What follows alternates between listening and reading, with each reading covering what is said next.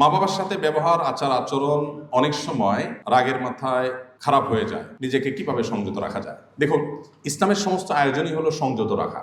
সমস্ত আয়োজনই হলো সংযত রাখা। আল্লাহ কোরআনে বলেছে অল কাযিমিনাল গাইজ, যারা রাগকে সংবরণ করে তাদেরকে আল্লাহ তাআলা মুত্তাকিদের কাতারে শামিল করেছেন। তাদের জন্য আল্লাহ তাআলা অনেক পুরস্কারের কথা বলেছেন।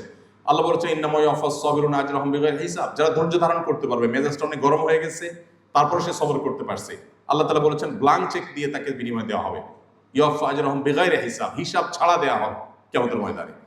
তো ইসলাম আমাদেরকে সবসময় কন্ট্রোলের কথা বলে। আমরা যে যত বেশি আত্মনিয়ন্ত্রণ করতে পারবো, আল্লাহ বলেছেন ওয়া আম্মা মান খাফা মাকামা রাব্বিহি ওয়া নাহান নাফসা আনিল হাওয়া ফাইনাল জান্নাতা হিয়াল মাওয়া। যে ব্যক্তি আল্লাহর সামনে দাঁড়াতে হবে এই ভয় থেকে, এই চেতনা থেকে আত্মনিয়ন্ত্রণ করে, নিজেকে নিয়ন্ত্রণ করে, যে একটা জায়গায় মেজাজ গরম হলে আর একজনের সাথে আমি ব্যবহার খারাপ করলাম, তার গায়ে হাত তুলে বসলাম, মুখ খারাপ করে বসলাম না, আমি নিজেকে নিয়ন্ত্রণ করলাম, এটা করতে পারে জান্নাত তার জন্যই। অতএব বাপ মার সামনে মেজাজ হারিয়ে ফেললে, মাথা গরম হলে আপনার নিজেকে আত্মনিয়ন্ত্রণ করার